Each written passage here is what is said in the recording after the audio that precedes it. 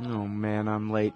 Sure hope I can make my flight. Stand there. Me? I am standing here. Come here. Okay. Hands up, turn around. Whoa, easy.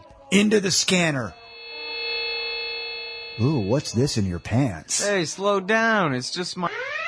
Hold it right there. Your wallet has tripped the metal detector. What's this? The Bill of Rights? That's right. It's just a harmless stainless steel business card-sized copy of the Bill of Rights from SecurityEdition.com.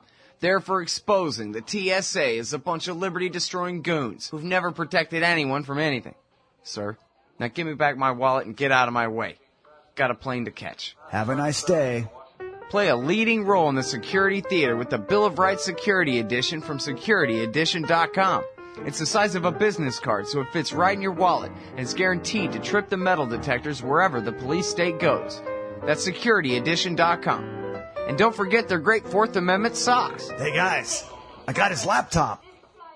All right, you guys, welcome back to the show. I'm Scott Horton. This is the Scott Horton Show. Live from noon to 2 Eastern on NoAgendaStream.com and ScottHorton.org, Monday through Friday. Well, okay, we're not on No Agenda on Thursdays. But anyway, ScottHorton.org. You can follow me on Facebook, Twitter, and YouTube at /ScottHortonShow as well. And our next guest on the show today is Josh Rogin. He is now, oh geez, I forgot. They got him a new title and everything. He is senior correspondent for national security and politics now at Newsweek and the Daily Beast. Welcome back to the show. Josh, how are you doing? Great, how are you? I'm doing great. Appreciate you joining us today. Of course. So, you've been breaking stories, which is, I guess, as per your usual here. Now over here at the Daily Beast. So, let's talk about Obama orders Syria no-fly zone plan. I guess, first of all, we've heard a lot about, we're thinking about ratcheting things up here for the last couple of years here. And they don't seem to ratchet up very much. And after you publish this, it seems like the story is updated with the Pentagon basically denying and saying that, nah, we're not really doing anything new here. Is that about right? What's going on? Yeah, so what happened was the White House said to the Pentagon, listen, dust off your no-fly zone plans. We want to take a look at them. We want to discuss them at the White House amongst the top officials, amongst the principals. And, the Pentagon, their denial was sort of like a half denial. They're saying, no, we didn't come up with new no-fly zone plans. But what's new here is that the White House is asking the Pentagon for them for the first time. Of course, they're planning for everything all the time. But now the White House is saying, okay, we really want to have a good think about this. Now, like you pointed out, that doesn't really mean that they're actually going to do it. And, most people are skeptical that they would ever do it. But they are thinking about it seriously for the first time. So, take that for what it's worth. Yeah. Well, now, I'm sorry. I bet both of us probably don't want to go too far down this diversionary point, but it's sort of kind of got to be made that this was classified information that somebody leaked to you, right? But it's not espionage. No, it's not classified. It's not classified, but it's not public. Most of what we do is in between classified and public. It's the unclassified but sensitive stuff. So it's not a crime for someone to give me this information, but it's definitely against the rules of their job. So hopefully I won't be getting wiretapped anytime soon. But the bottom line here is that, they don't want people to know that they're doing this, right? Because they don't want people to know that they're thinking about possibly doing what amounts to going to war in Syria. But they are thinking about it, and I think the people have the right to know. Well, I wonder about that. That's actually, I guess my assumption was that this was sort of an official leak, that the White House wanted you to know this and gave it to you. No? I assure you that's not the case. They did not want me to know this. This was somebody blowing the whistle on what they were up to you. Exactly. People inside the system who want people outside the system to know what's going on and who don't agree with the White House's decision to keep all of this stuff secret. I see. So it wasn't just part of a bluff for the talks coming up in Geneva. No, that wasn't it. Although, I could see why some people might think that. The authorized leaks are really few and far between. Almost all the leaks are unauthorized leaks, and this is one of those. Okay. And now, so what all has changed? It's hard to tell what goes on in Washington, D.C. from way out here in Texas. And this thing has been going on in Syria since, right around this time 2 years ago is when the war really got up and going, right? A little more than that. What's changed is that it's spiraling out of control. No, not what's changed in Syria, but what's changed in Washington, D.C. as far as the politics of this thing. Yeah, the pressure just keeps mounting. I mean, the whole idea of the policy of not doing much or not doing a lot was based on the theory that, we don't want to get ourselves involved in this. Let's let them work it out. But after 2.5 years, they're not working it out. And all of a sudden, it's starting to affect us in a lot of different ways. So now we have, like, the Israelis attacking things inside of Syria. We have the war spilling over to Lebanon. We have the Russians involved. We have the Iranians involved. So it's getting more and more impossible for this White House to ignore this problem. And not to say that they haven't done anything. They've done some things, but they've really resisted doing the things that would really make a difference. So they've sort of held that position as long as they could, and now they're looking around, and they're getting calls from Congress, calls from allies, calls from other people in the region. All sorts of different pressures are finally coming to bear. So they're feeling that pressure, and that has an effect on their decision making. That's what they're trying to grapple with right now. Mm. Well, I mean, part of it is that they're rightfully scared of making a difference because there doesn't seem to be any good differences to make here. Or are you thinking of something that I don't know about? Yeah, well, that's their calculation. Is that would the risks of action be greater than the risks of inaction? Because every time you do something, that has its own risks. So if we arm the rebels, guess what? That risks the fact that those arms might get into the wrong hands, and 10 years from now, some of those guys might use those arms against us. Right? If you go in and do a no-fly zone, we might be putting American pilots in harm's way. Right? We might kill a lot of innocent people. Everything that you do has risks. So what they're trying to do is they're trying to balance the risks of doing things against the risks of not doing things. And they've calculated, rightly or wrongly, up to now that the risk of not doing things were less. But now it's hard to make that argument because, the risks of not doing things are getting bigger, and the risks of doing things are becoming more in line with what's already happening. In other words, the rebels are going to get their arms, right? They're going to get weapons somehow. Mm-hmm. And, there's going to be bloodshed no matter what you do, and there's going to be instability. So the question is, do we get in there? Do we try to manage it as best we can? Do we try to have an effect as much as we can, knowing that it's not going to solve the problem, knowing that we're not going to be able to save the day? Are there things we can do in the short term that will help us, come out of this the best way possible? And it's not an easy decision. I don't think I don't envy them having to make these decisions, but they got to make them sooner or later. I don't know. We're hoping sooner so that we know what the heck's going on. Mm-hmm.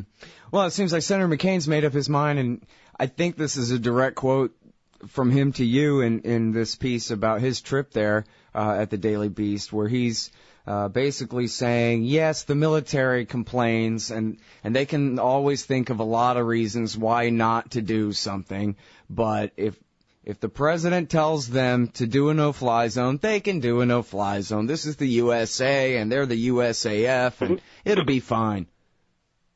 Yeah, I mean, that's his view. Unfortunately, it's not the view of the Pentagon or the military who actually have to do it. They're the ones who have to make this happen with as many ships and missiles and planes and put all of their pilots in harm's way and figure out how to coordinate with the rest of the world. And, then the State Department has to figure out how to explain this to everyone and how to, it's basically an invasion of another country. And we've been down that road before, and, a lot of people don't like that. So, yes, McCain is right. We could do it, but that doesn't mean it's easy. I mean, the recent example is Libya, and we did it, and it took a while, and it worked, but it didn't work exactly the way we thought it would. Right. Well, and we could even see, and I'm sure this counts for you too, back 2 years ago when it came to Libya and looking at Libya and Syria at the same time then, that at least in Libya, it was pretty much an East versus West thing, and we took the side of the East toward the West, and sooner or later, it took 9 months, it could have taken longer, it could have taken a little bit less time, but sooner or later, they were going to be able to sack Tripoli with their local forces and the special forces on the ground and NATO in the air. It was just a matter of time. In Syria, there's nothing cookie-cutter, simple to explain like that at all about this situation and who's who and who to fight for and who to bomb and their anti-aircraft systems and all of that kind of thing. Yeah, and you got it exactly right. It's much more difficult. And that's what they say. It's much more difficult, right? But much more difficult doesn't mean that it's not still a good idea. The bottom line here is that, sooner or later, just like in Libya, in Syria, eventually the current structure will collapse. Now, whether it'll break into 2 pieces or 5 pieces or 1,000 pieces, that's what we're trying to affect here. But it is like Libya in the sense that whatever the government is right now, that will not survive. And whether it takes a month or a year or 10 years, change is coming in Syria. The question is, do we want to be a part of it? Yeah, boy, I sure don't. But anyway, you're the reporter here, so I'll try to stick to reporter questions. Ford, you say, Robert Ford from John Kerry's office is over there trying to encourage the rebels, although that's a pretty broad phrase. I'll ask you to specify. Trying to encourage the rebels to show up in Geneva, next week for talks? Yeah, I mean, it's going to be mid-June. The rebels don't want to go. They don't think it's going to be useful to them. And Ford America is so invested in the political opposition here, and the political opposition is a mess. And they fight amongst themselves. They don't know what they want. They definitely don't want to go to these negotiations. And this is Ford and Secretary Kerry, John Kerry's idea, is that we got to have negotiations. And the rebels, their attitude is, well, we're getting slaughtered, so what is there really to negotiate about?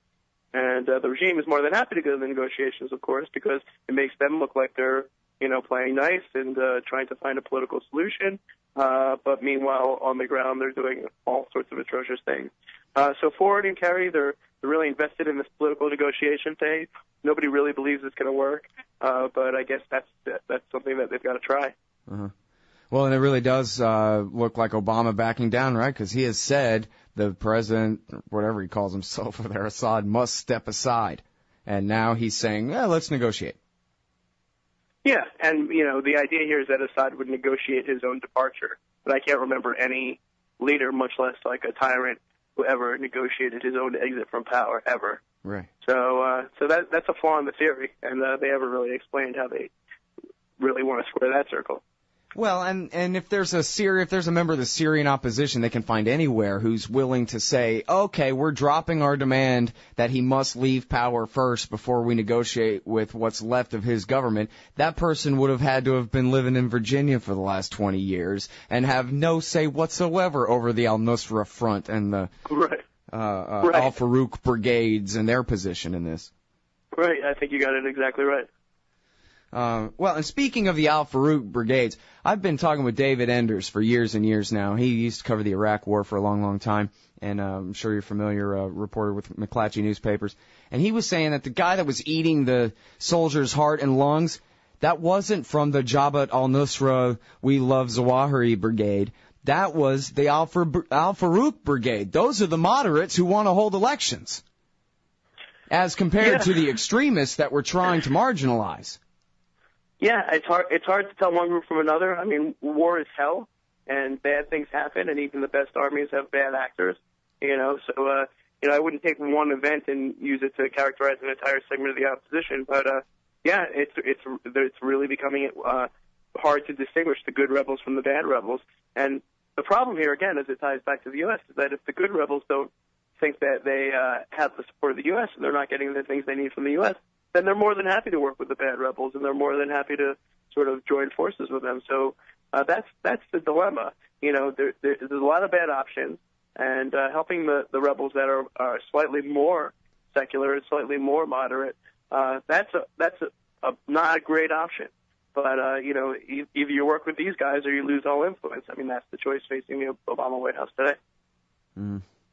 Well, now, so when it came to McCain going over there and at least hearing their demands for strikes on Lebanon and a no-fly zone and whatever else they want, millions of dollars and tanks and bombers and whatever, that must have been at least approved by the White House, if not arranged by the White House in the first place, right? Or is McCain out there really making his own foreign policy, even though he lost 2 elections ago? Yeah, I mean, they knew about it. They helped him. They weren't thrilled about it.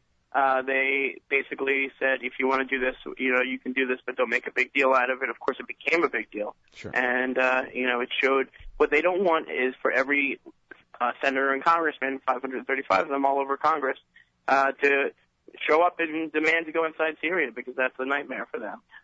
So they're not happy with McCain's visit, but they were sort of aware of it. They did sort of help him behind the scenes. Mm-hmm. Yeah, Rand Paul's pointing out in his CNN piece today that McCain said that the Mujahideen that we fought for, or that he arranged the fighting for in Libya, that these guys are not Al-Qaeda, they're fine. And it turned out that no, they're just Ansar al-Sharia and the Libyan Islamic Fighting Group and whatever other groups of Mujahideen, the same ones that, of course, blew back right in our face. We stationed our ambassador right in the center of a hornet's nest, and then it's, of course, John McCain is the one bellowing the loudest that he got stung. Right. Libya is a whole nother ball of wax, and well, like we were saying before, Libya is the simple and clean and easy one compared to Syria. Right, and then of course you have Iran looming in the background, and the idea here is if we go to war in Syria, that could really ramp up tensions with Iran, and that could lead to a war that we can't even contemplate. Well, now, isn't Iran the whole point of this in the first place? That if we weaken Syria, we weaken Iran's position in Lebanon, which is of Israel's primary concern, but also we weaken Iran's position in the greater Middle East, which is good for the U.S., good for the Saudi kings. That's McCain's point. Listen, I got to run. It's been great to be with you, but I've got to go continue reporting. I hope to be on again pretty soon. Okay, great. Thanks, Josh. I really appreciate it. Anytime. Good stuff. All right, everybody. That is Josh Rogin. He is leftforeignpolicy.com and is now at the Daily Beast. TheDailyBeast.com. Exclusive. Obama asks Pentagon for Syria no-fly zone plan. Hey, y'all. Scott Horton here for The Future of Freedom, the journal of the Future Freedom Foundation. Every month, Plumline individualist editor Sheldon Richmond brings you important news and opinions on policy by heroic FFF President Jacob Hornberger, hard-hitting journalist columnist James Bovard, and others from the best of the libertarian movement. The Future of Freedom tackles the most important issues facing our country, from the bankrupt and insane welfare and regulatory states to foreign wars and empire, the dismal state of our economy, and ongoing assaults on civil liberties. This society needs peace and freedom for prosperity to prevail. Subscribe to the Future of Freedom in print for just $25 a year or online for $15 a year at fff.org/subscribe. And hurry up, because this summer they'll be running my articles about the wars in Libya, Syria, and Somalia in the Future of Freedom too. That's fff.org/subscribe for the Future of Freedom. And tell them Scott sent you.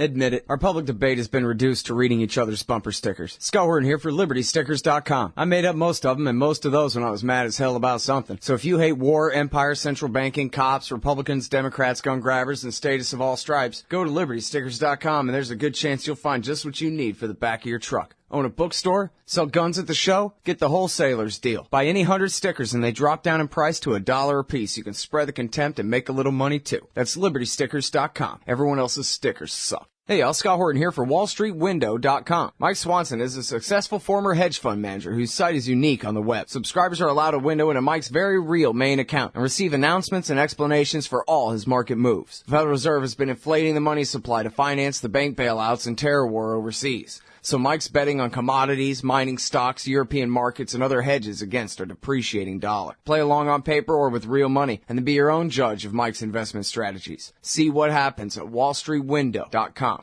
Over at AIPAC, the leaders of the Israel lobby in Washington, D.C., they're constantly proclaiming unrivaled influence on Capitol Hill, and they should be proud. The NRA and AARP's efforts make them look like puppy dogs in comparison to the campaigns of intimidation regularly run by the neoconservatives and Israel firsters against their political enemies. But the Israel lobby does not remain unopposed. At the Council for the National Interest, they put America first, insisting on an end to the empire's unjustified support for Israel's aggression against its neighbors, and those whose land it occupies, and pushing back against the lobby's determined campaign in favor of U.S. attacks against Israel's enemies. CNI also does groundbreaking work on the trouble with evangelical Christian Zionism and neocon-engineered Islamophobia and drumming up support for this costly and counterproductive policy. Please help support the efforts of the Council for the National Interest to create a peaceful, pro-American foreign policy. Just go to councilforthenationalinterest.org and click Donate under About Us at the top of the page. And thanks.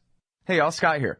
First of all, thanks to the show's sponsors and donors who make it possible for me to do this. Secondly, I need more sponsors and more donors if the show is to continue. ScottHorton.org/donate has all the links to use PayPal, Give.org, Google Wallet, WePay.com, and even Bitcoins to make a donation in any amount. You can also sign up for monthly donations of small and medium-sized amounts through PayPal and Give.org. Again, that's ScottHorton.org/donate for all the links. To advertise on the site or the show, email me, scott@scotthorton.org. And thanks.